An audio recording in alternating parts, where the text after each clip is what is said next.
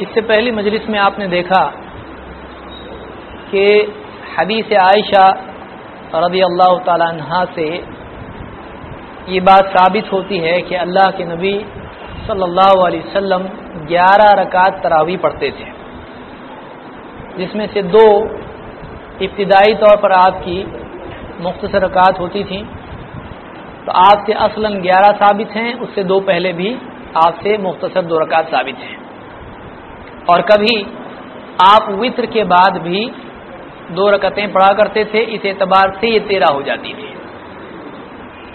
اب آئیے، کچھ لوگ کہیں گے کہ نہیں ہماری بھی حدیث بتاؤ، تو انشاءاللہ وہ حدیث بھی بتائیں گے جس میں 20 رکعت کا ذکر ہے، اور اس حدیث کا حال بھی ہم دیکھیں گے کہ دلیل بننے کے اعتبار سے وہ حدیث کیا حیثیت رکھتی ہے۔ امام ابن ابی شیبہ نے اپنی مصنف میں ایک روایت نقل کی ہے، اور یہ روایت اس کی سند میں کہتے ہیں حدثنا یزید بن ہارون قال اخبرنا ابراہیم بن عثمان عن الحکم عن مقسم عن ابن عباس ان رسول اللہ صلی اللہ علیہ وسلم كان يصلي في رمضان 20 ركعة والوتر۔ ہم سے حدیث بیان کی یزید بن ہارون نے، وہ کہتے ہیں ہم کو خبر دی ابراہیم ابن عثمان نے، انہوں نے روایت کی حکم سے، انہوں نے روایت کی مقسم سے، انہوں نے روایت کی ابن عباس رضی اللہ تعالیٰ عنہ سے۔ دیکھیے یہ سند ہوتی ہے، اس کو کیا کہتے ہیں؟ سند۔ کہ ابن ابی شیبہ نے کتاب لکھی تو انہوں نے حدیث لی یزید بن ہارون سے، یزید بن ہارون نے ابراہیم ابن عثمان سے، ان سے اوپر حکم، پھر مقسم، پھر ابن عباس، یہ سند ہوتی ہے۔ تو ابن عباس کا قول یہاں پر نقل کرتے ہیں کہ ان رسول اللہ صلی اللہ علیہ وسلم کان یصلی فی رمضان 20 رکعۃ والوتر، کہ اللہ کے نبی صلی اللہ علیہ وسلم رمضان میں 20 رکعت اور وتر پڑھتے تھے۔ یہ حدیث اس میں آ رہا ہے کہ اللہ کے نبی صلی اللہ علیہ وسلم کتنی پڑھتے تھے؟ 20 رکعت اور وتر۔ اس حدیث کے ایک راوی کا نام ابراہیم ابن عثمان ہے، آپ دیکھ چکے ہیں، اب مجھ کو دہرانے کی ضرورت نہیں ہے۔ حدیث کے صحیح ہونے کے لیے جو شرطیں ہیں میں نے بتلائی تھی، اس میں پہلی شرط کیا ہے؟ سند متصل ہو، جڑی ہوئی ہو، منقطع نہ ہو۔ 2، ہر راوی عدل ہو، تقویٰ کے اعتبار سے مضبوط ہو۔ 3، ہر راوی یادداشت کے اعتبار سے ضابط ہو، اس کا یاد رکھنا قوی ہو۔ نمبر 4، وہ حدیث شاذ نہ ہو، اس راوی سے بہتر کوئی مضبوط راوی اس کے خلاف اس کی بات ٹکراتی اس سے نہ ہو، اور معلوم نہ ہو، کوئی چھپا ہوا عیب یا کمزوری اس میں نہ ہو۔ تو یہاں پر اس حدیث کی سند میں ایک راوی ہے ابراہیم ابن عثمان ابن خواستی العبسی مولاہم ابو شیبہ الکوفی قاضی واسط، یہ راوی ہے، اس کا نام ہے ابراہیم ابن عثمان۔ اس راوی کے بارے میں محدثین کے اقوال کیا ہیں، یعنی کیسا آدمی تھا؟ کیونکہ راوی معتبر ہونا چاہیے، معتبر ہے کہ نہیں کون بتائے گا؟ جو اس کے بارے میں جانکاری رکھتے تھے، جنہوں نے جانکاری رکھی اس راوی کے بارے میں، وہ محدثین گواہی دے رہے ہیں اس کے بارے میں۔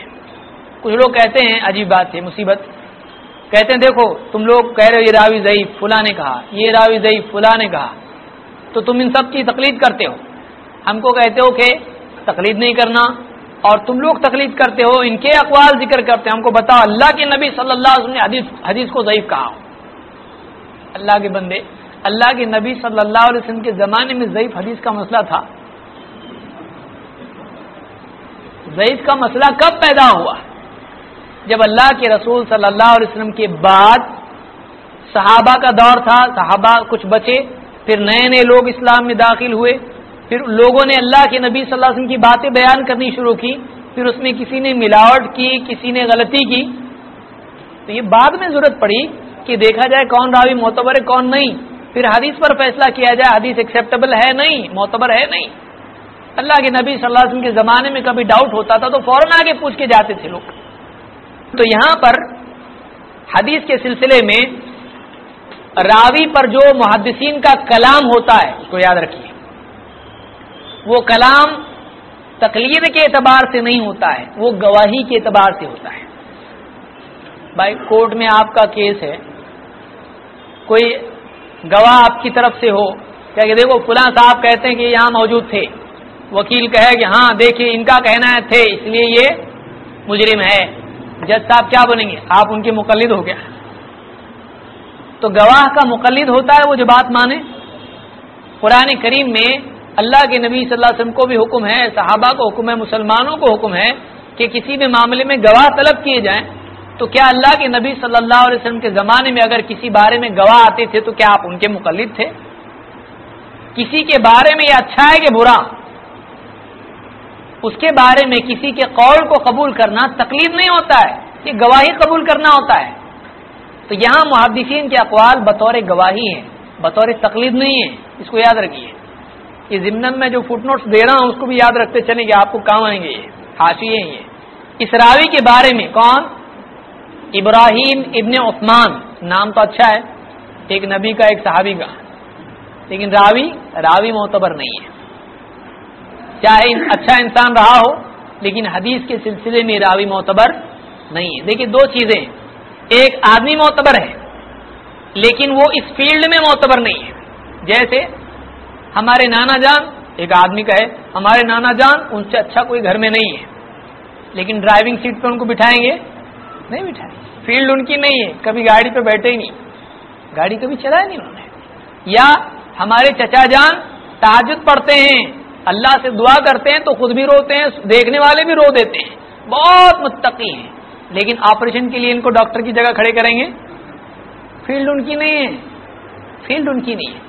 ایک آدمی فی نفسی معتبر ہوتا ہے لیکن وہ کسی فیلڈ میں معتبر نہیں ہوتا ہے۔ تو ایسے ہی جیسے ابو ہیں بچے کا بہت بھلا چاہتے ہیں، ہر کمی اس کی جو ہے پوری کرتے ہیں، ضرورت پوری کرتے ہیں، لیکن پڑھانے کا جب ٹائم آئے گا تو ابو ٹیچر کی جگہ کھڑے نہیں ہو سکتے، ابو کو آتا نہیں ہے، ٹیچر کو آتا ہے، تو اب ابو کو ٹیچر کی ماننی پڑے گی۔ سمجھ میں آ رہی بات؟ تو حدیث کی فیلڈ میں معتبر ہونا چاہیے۔ ایک آدمی خود معتبر ہو سکتا ہے، بہت اچھا آدمی ہے، لیکن حدیث کے معاملے میں بہت غلطیاں کرتا ہے۔ کئی لوگ ایسے ہوتے ہیں ایک دم جبہ، بڑی داڑھی، ایک دم امامہ اور اللہ اللہ، لیکن حدیث کے معاملے پوچھیں گے زیرو۔ کیوں؟ اس لیے کہ وہ ہے اچھا انسان لیکن علمی معاملے میں، حدیث کے معاملے میں معتبر نہیں ہے۔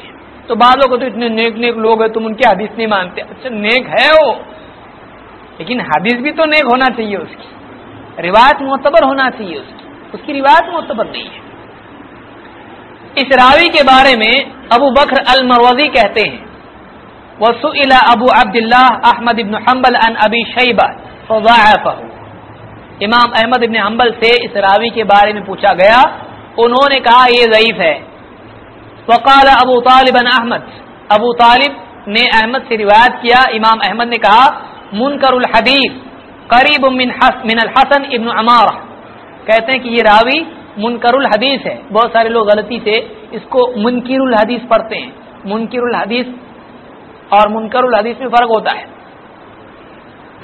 منکر الحدیث کون ہے؟ جو حدیث کا انکار کرتے ہیں۔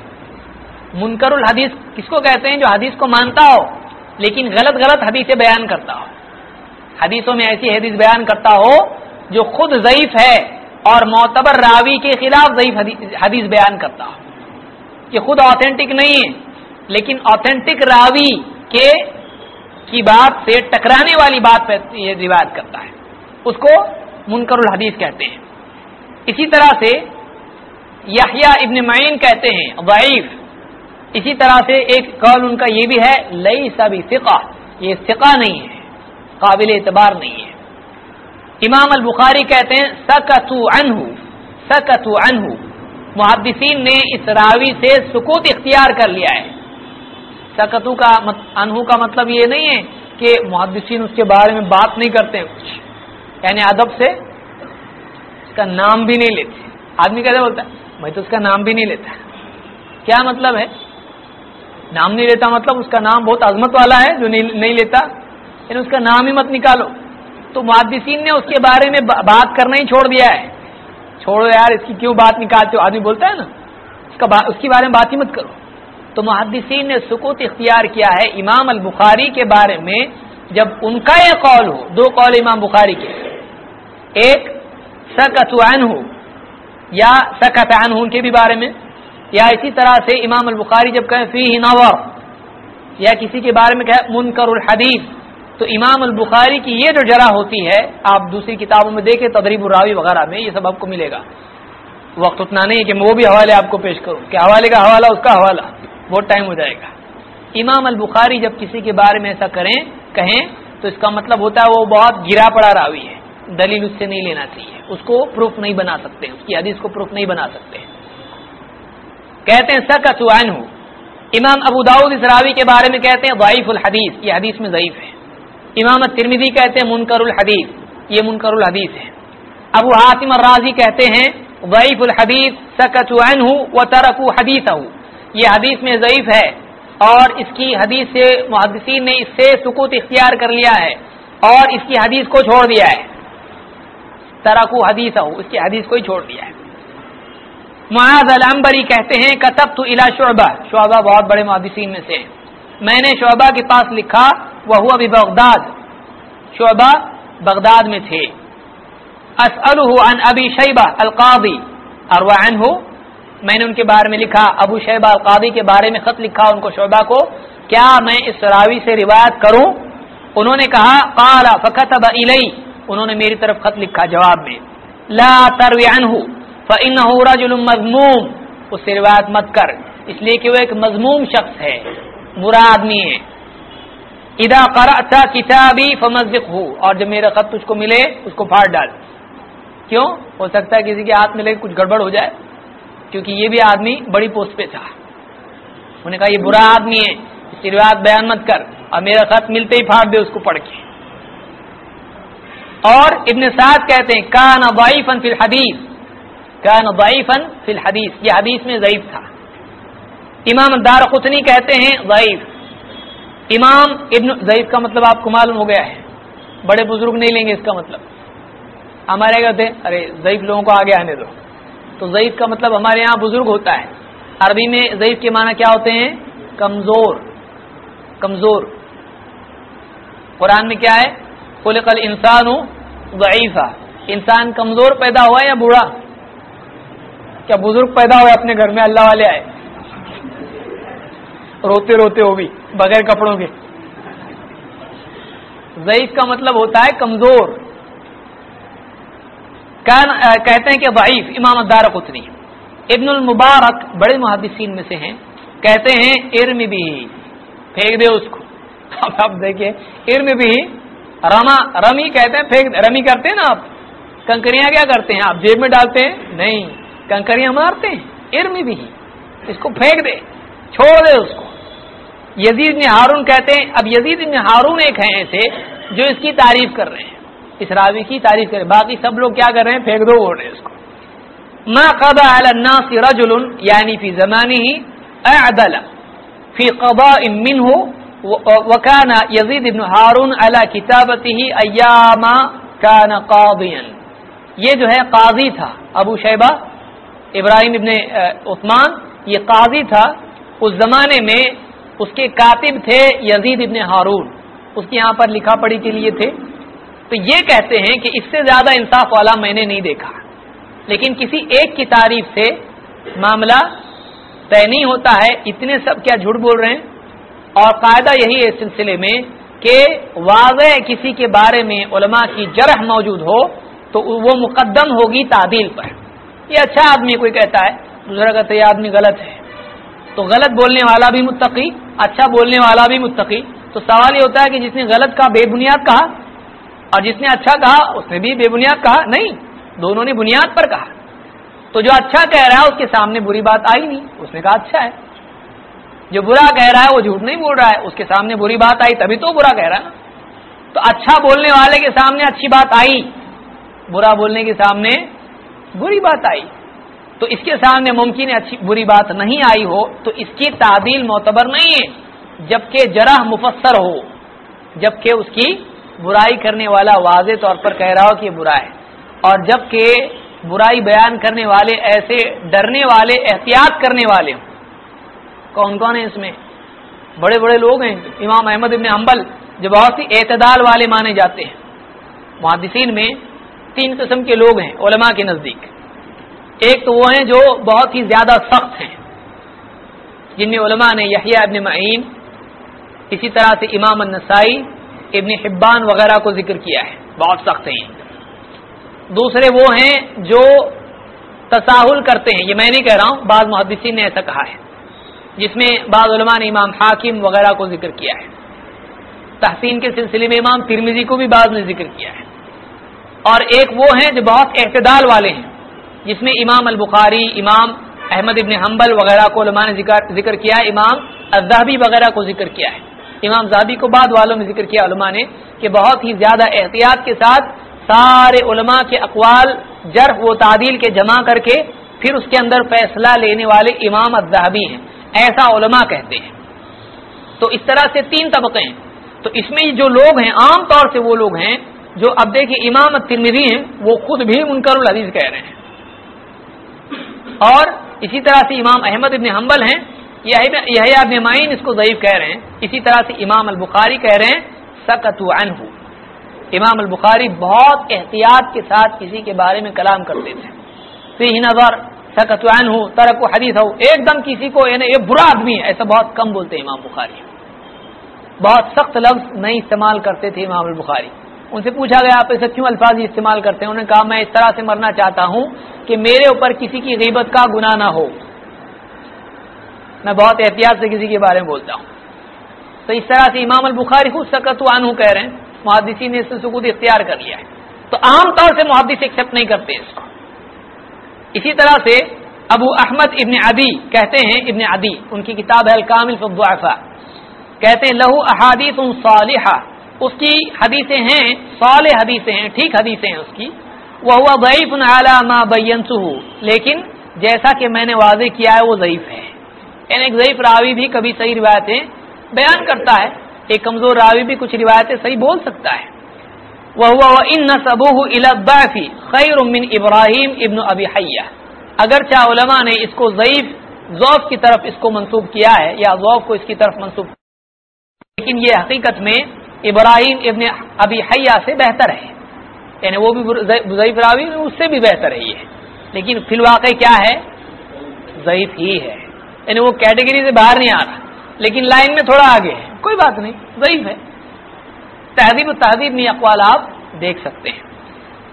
امام سیوطی کہتے ہیں، سیوطی کہتے ہیں کہ وَمَنِ اتَّفَقَ هَؤُلَاءِ الْأَئِمَّةُ عَلَى تَضْعِيفِهِ لَا يَحِلُّ الْاحْتِجَاجُ بِحَدِيثِهِ. یہ ہم نہیں کہہ رہے ہیں، امام سیوطی کہہ رہے ہیں. کیا کہہ رہے ہیں؟ تدریب الراوی ان کی کتاب ہے.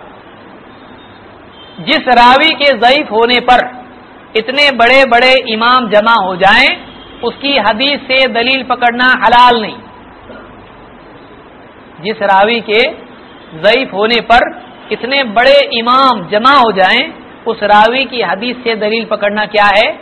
حلال نہیں ہے. اور آپ وہ پوسٹر پڑھیں تو آپ کو سمجھ میں آئے گا کہ بولے کیا حدیث میں کیا ہوا، اس طرح کی پیش کر ان حدیث اتنی کچھ ضعیف تو نہیں ہے. یہ جس کو اصول نہیں معلوم حدیث کے وہی اس کو ضعیف کہے گا. اب بتائیے اس طرح سے لکھنے والے کتنی افسوس کی چیز ہے، ان کو نہیں معلوم. کیا اتنے بڑے بڑے لوگوں کو نہیں معلوم؟ امام سیوطی کو نہیں معلوم اصول الحدیث کیا ہے؟ کہہ رہے ہیں اس کو ضعیف کہنے والے کو اصول حدیث کی واقفیت نہیں ہے، واقفیت نہیں ہے. اسی طرح سے بعض اوقات لوگ یہ کہتے ہیں کہ ٹھیک ہے راوی ضعیف ہے، حدیث ضعیف نہیں ہے. بعض لوگوں نے نیا شوشہ ایک نکالا ہے کہ راوی کے ضعیف ہونے سے حدیث ضعیف ہوتی ہے، ایسا ضروری نہیں ہے. راوی کے ضعیف ہونے سے حدیث ضعیف ہوتی ہے یقیناً. ہاں وہ ضعیف کے باکس سے اس وقت میں نکلتی ہے، اس کی کیٹیگری سے اس وقت میں نکلتی ہے جبکہ اس کے سپورٹ کے لیے کوئی روایت موجود ہو. لیکن اگر سپورٹ نہیں ملتا ہے تو روایت کیا ہوتی ہے؟ ضعیف ہی ہوتی ہے. اور وہ روایت اور بھی زیادہ ضعیف ہو جاتی ہے جبکہ اس کے خلاف کوئی صحیح روایت موجود ہو. یہاں یہ راوی ضعیف ہے، اتنے بڑے بڑے لوگ اس کو ضعیف بول رہے ہیں، اور حضرت عائشہ رضی اللہ تعالیٰ کی حدیث موجود ہے جو اس کے خلاف ہے. تو دو پرابلم اس میں ہیں، خود تو ضعیف ہے ہی، سپورٹ نہیں ہے، اور سپورٹ نہیں ہے بچانے والا کوئی نہیں ہے، ڈھکیلنے والا ہے کہ ڈوبے گا کہ نہیں؟ سپورٹ نہیں، خود تو چل رہا بیمار، ایک دم چل رہا ڈنڈی کے اوپر، اور کوئی سپورٹ والا تو ہے نہیں اس کو ٹھیک ٹھاک چلے. ڈھکیلنے والی حدیث موجود ہے اس کو، عائشہ کی روایت ہے، وہ بھی کیسی ڈھکیلنے والی روایت، بخاری مسلم کی، ایک دم پہلوان. تو اس کا کیا حال ہوگا اس روایت کا؟ تو یہ روایت معتبر نہیں ہے، یہ روایت معتبر نہیں ہے. اسی لیے کئی محدثین نے، اس لیے کہ میں اسی اعتراض کو ذہن میں رکھ کے چل رہا ہوں کہ محدثین نے اس کو، جس حدیث کے متفق علیہ ہونے پر محدثین کا اتفاق ہو، اس کو ضعیف کہنے والوں کو حدیث کے اصول ہی معلوم نہیں ہے، ایسا بھی لکھا ہے غریبوں نے. اسی لیے میں بتا رہا ہوں کہ کون کون ضعیف بولا. یہ کون ہیں؟ یہ بڑے بڑے لوگ ہیں. ابن حجر رحمۃ اللہ علیہ فرماتے ہیں اس حدیث کے بارے میں، وہ اسنادہ ضعیف. اب یہ بھی دیکھتے چلیں کہ یہ روایت جو ابن عباس کی، جتنے بھی حنفی علماء ہیں عام طور سے انہوں نے تراویح کی پہلی دلیل ذکر کی ہے. پوسٹر میں بھی ایسا ہی ہے. تراویح کی پہلی دلیل ابن عباس کی روایت ہے کہ 20 رکعت اور وتر پڑھتے تھے. تو ظاہر بات یہ تراویح کی ہے. اور حضرت عائشہ کی حدیث کو کہاں ڈالا جا رہا ہے؟ تہجد میں. اور جن کو سمجھتا نہیں وہی اس کو تراویح میں لے رہے ہیں گویا کے، یعنی ہم لوگ غریب. اب آئیے دیکھتے ہیں یہ جو بڑے بڑے لوگ ہیں ان کو کیا سمجھتا ہے. ابن حجر فرماتے ہیں، ابن حجر الاسقلانی، یہ وہ نہیں ہے دوسرے، یعنی ابن حجر مکی نہیں ہے، وہ الگ ہیں، دوسرے ہیں وہ. ابن حجر الاسقلانی ہے کہ فتح الباری ان کی کتاب بخاری کی سب سے بہترین شرح، جس کے بعد دوسری شرح کی حاجت نہیں، ایسا علماء نے کہا ہے. لا ہجرۃ بعد الفتح. واسنادہ ضعیف. اس حدیث کی سند یعنی کون سی حدیث؟ ابن عباس کی حدیث جو اس سے پہلے میں ذکر کیا ہوں 23 والی. واسنادہ ضعیف ويعارضه قول عائشة ما كان يزيد في رمضان ولا في غيره ہونا چاہیے ولا في غيره على 11 ركعة متفق عليه. الدراية في تخريج احاديث الهداية. یہ حوالہ اس لیے دیا ہوں میں کیونکہ آج جو ہدایت چھپتی ہے دیوبند سے، دیوبندی ہمارے کوئی دشمن نہیں، ہمارے بھائی بیچارے، ان کی جو چھپتی ہے ہدایہ، اس کے حاشیے پر حافظ ابن حجر کا جو تعلیقات ہیں، الدراية في احادیث الہدایہ، ہدایہ میں جو حدیثیں آتی ہیں صحیح ہے کہ نہیں، صحیح ہے کہ نہیں، یہ کس نے لکھا ہے اس کو؟ ابن حجر نے اس پر تعلیقات لکھی ہیں، اور آج بھی اس میں وہ چھپتا ہے. اسی میں یہ کیا ہے، ابن حجر کیا کہہ رہے ہیں؟ اسی میں کہہ رہے ہیں، کیا کہتے ہیں؟ اس کی سند ضعیف ہے اور یہ اس کے مخالف حضرت عائشہ کی حدیث ہے. تو اگر یہ تراویح ہے اور وہ تہجد ہے تو مخالف نہیں ہونا چاہیے. اگر اس کی مخالف ہے کا مطلب وہ بھی تراویح ہے، یہ بھی تراویح ہے. سمجھ میں آ رہی بات؟ یعنی وہ تراویح کی ہے تبھی تو اس کے مخالف ہوگی کہ وہاں 8 آ رہا ہے یہاں 20 آ رہا ہے. کہتے ہیں اس کے خلاف وہ حدیث ہے جو حضرت عائشہ کی ہے کہ اللہ کے نبی صلی اللہ علیہ وسلم رمضان غیر رمضان میں 11 سے زیادہ نہیں پڑھتے تھے. الدراية في تخريج احاديث الهداية. ابن بطال کہتے ہیں، ابن بطال کی شرح ہے بخاری کی، کہتے ہیں ان ابراہیم هذا هو جد بنی شیبہ، ابن ابی شیبہ ہے، وہ ابن ابی شیبہ کے دادا ہیں. یہ کون؟ ابراہیم ابن عثمان. وهو ضعیف، وہ ضعیف ہے. فلا حجہ فی حدیثہ، اس کی حدیث میں کوئی دلیل نہیں ہے. یعنی یہ کس کے بارے میں بات کر رہے ہیں؟ راوی کے بارے میں بھی اور حدیث کے بارے میں بھی بول رہے ہیں. راوی بھی کیا ہے؟ ضعیف ہے، اور اس کی حدیث میں بھی کیا ہے؟ دلیل نہیں. یہ نہیں کہہ رہے ہیں کہ وہ تو ضعیف ہے اس کی حدیث صحیح ہے، نہیں، وہ بھی ضعیف، حدیث میں بھی دلیل نہیں. وہ شرح بخاری میں ابن بطال نے کہا ہے. آپ لوگوں کے لیے شاید کچھ نام نئے ہوں، علماء کے لیے نئے نہیں ہیں، اس لیے آپ علماء سے بیان کریں گے تو پہچانیں گے اگر واقعی علماء ہیں تو. امام سیوطی کہتے ہیں کہ فاسنادہ ضعیف، اس حدیث کی سند ضعیف ہے. وقد عارضه هذا الحديث الصحيح مع كون عائشہ اعلم بحال النبی صلی اللہ علیہ وسلم لیلا من غیرها. کہتے ہیں اس حدیث کی سند ضعیف ہے اور یہ حدیث صحیح حدیث کے خلاف ہے. کون سی حدیث؟ حضرت عائشہ کی حدیث. حالانکہ حضرت عائشہ اللہ کے نبی صلی اللہ علیہ وسلم کے گھر کے معاملات کو زیادہ جانتی تھی، اللہ کے نبی صلی اللہ علیہ وسلم کے حال کو دوسروں سے زیادہ جانتی تھی. تو حضرت عائشہ کی حدیث کتنی رکعت والی ہے؟ 11. یہ کتنی ہے؟ 20. تو امام سیوطی بھی کیا کر رہے ہیں؟ اس کے مقابلے میں حضرت عائشہ کی حدیث کو رکھ رہے ہیں. تراویح کے مقابلے میں تہجد، وہ بھی تراویح ہے، امام سیوطی کے نزدیک وہ بھی تراویح ہے. امام ذہبی کیا کہتے ہیں؟ امام الذہبی اپنی کتاب میزان الاعتدال، جس میں انہوں نے ضعیف راویوں کو ذکر کیا ہے، اس میں اس کا بھی شمار کیا ہے اور کہتے ہیں وَمِن مَنَاكِيرِ أَبِي شَيْبَةَ مَا رَوَى الْبَغَوِي أَنبَأَنَا منصور ابن أبي مزاحم أنبأنا أبو شیبہ عن الحکم عن مقسم عن ابن عباس. کہتے ہیں اس ابو شیبہ کی روایات میں سے، منکر روایات میں سے، منکر کس کو کہتے ہیں؟ وہ روایت، منکر روایت کس کو کہتے ہیں؟ یاد رکھیں اس کو. منکر روایت اس روایت کو کہتے ہیں جس میں ایک ضعیف راوی ایک معتبر راوی سے ٹکرانے والی بات بیان کرے. مثال کے طور پر اللہ کے نبی صلی اللہ علیہ وسلم نے زندگی میں کتنے حج کیے؟ 5 یا 4؟ 1. کبھی آپ نے آپشن چن کے بول دیتا ہے چلو 2 دیے تو 4 کیے ہوں گے، یا طاق اصل ہے نا، طاق افضل ہے تو 5 کیے ہوں گے. 1 حج کیا ہے، وہ پہلا اور آخری حج تھا. اب یہ عام طور سے روایات میں ہے. اب اگر کوئی راوی جو خود ضعیف ہے اور معتبر راویوں سے ٹکرانے والی بات بیان کرے، نہیں 2 کیے تھے، تو اس 2 والی روایت کو